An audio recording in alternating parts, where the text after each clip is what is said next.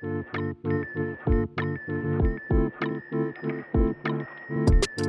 is Choose the Bear, where we dive deep into the power and joy of living a vibrant, independent life on your own terms. This podcast is your go-to source for smart, fun, and insightful conversations about what it means to embrace independence and live the life you choose. I'm Kat Calvin, and together we'll explore how this movement is challenging outdated stereotypes, redefining success, and empowering people to live their best independent lives.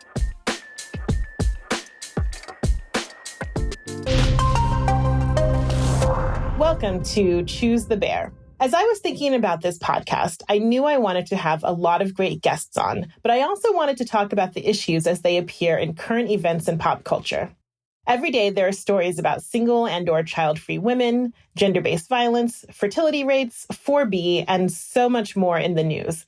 And I want to discuss them, but I didn't want our episodes to be 2 hours long. So we're going to have a little Friday news segment. I'll talk about the news of the week, shout out any relevant pop culture moments, and throw in anything else that may be important.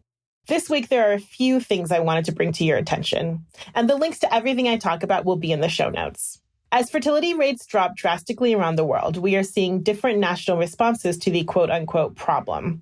South Korea, a country known for its overwork crisis, is considering a move towards a 4-day work week, hoping that by giving people more free time, they may decide to marry and have kids.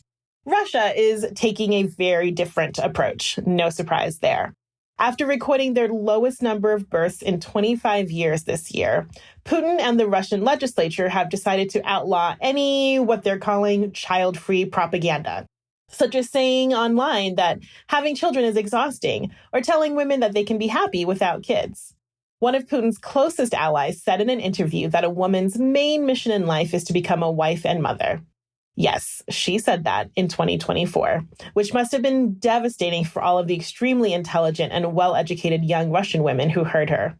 It's especially ironic coming from this particular ally, who is often seen as Russia's most powerful woman since Catherine the Great. By the way, I'm linking a really good biography about Catherine the Great, as well as a link to the show The Great, which is awesome. Catherine was a fascinating woman. I definitely recommend reading about her.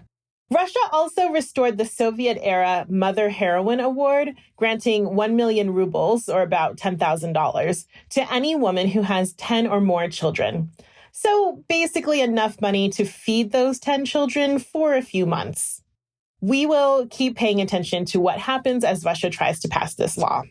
In other news, VP Harris appeared on the Call Her Daddy podcast and gave an absolutely brilliant response to criticisms from Sarah Huckabee Sanders, who, let's not forget, once held a job that required her to lie to the American people every single day, and she did it willingly.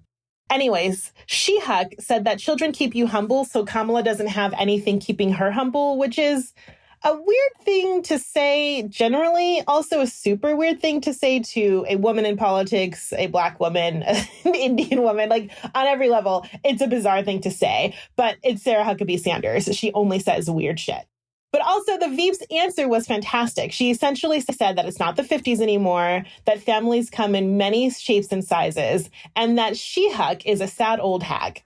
Okay, that last part was me, but you know Kamala was thinking it. So these are the stories that caught my attention this week. I'm also linking The Atlantic's most recent podcast, The Fight to Be the Most Pro-Family. It's a great listen. Have a good weekend. The next episode of Choose the Bear is out on Wednesday. Don't forget to follow and review.